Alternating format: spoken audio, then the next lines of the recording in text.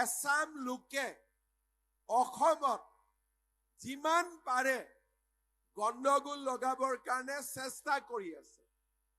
যেতিয়া তেওঁলোকে নোৱাৰেগৈ চেষ্টা কৰি কৰি তেতিয়া তেওঁলোকে ফেচবুকত দুখত লিখে যে ইমান চেষ্টা কৰিলো তথাপিতো যুৱক যুৱতী ৰাস্তাত ওলাই নাহে। এতিয়া অসমৰ যুৱক যুৱতী ৰাস্তাত ওলাই আহিব আন্দোলন কৰিবৰ কাৰণে নহয়, ৰাতিপুৱা পুলিচত চাকৰিৰ কাৰণে দৌৰা প্ৰেক্টিচ কৰিবৰ কাৰণে ৰাতিপুৱা ওলাই আহিব। এতিয়া আমাৰ ল'ৰা ছোৱালীয়ে কলেজত পঢ়িবৰ কাৰণে ওলাই আহিব। এতিয়া আমাৰ ল'ৰা ছোৱালীয়ে নিজৰ ভৰিৰ ওপৰত প্ৰতিষ্ঠা কৰাৰ বাবে ওলাই আহিব।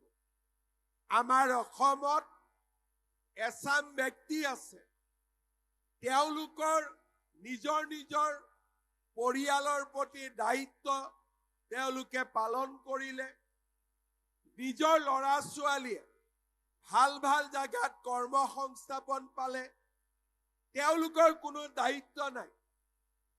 এতিয়া নিজৰ ল'ৰা ছোৱালীক নিৰাপদ দূৰত্বত থৈ দি তেওঁলোকে বেলেগৰ ল'ৰা ছোৱালীক কেনেকৈ আন্দোলনকাৰী বনাব পাৰে তাৰ কাৰণে তেওঁলোকে সদায় ৰিচাৰ্চ কৰি থাকে যে মোৰ ল'ৰা ছোৱালীটো ডাক্তৰ হ'ল, মোৰ ল'ৰা ছোৱালী ইঞ্জিনিয়াৰ হ'ল, মোৰ ল'ৰা ছোৱালী প্ৰফেচাৰ হ'ল, এতিয়া বেলেগৰ ল'ৰা ছোৱালীক আমি কেনেকৈ আন্দোলনকাৰী বনাও, বেলেগৰ মাক বাপেকৰ সপোনবিলাক আমি কেনেকৈ ধ্বংস কৰি দিওঁ। এইটো আছে তেওঁলোকৰ কাম।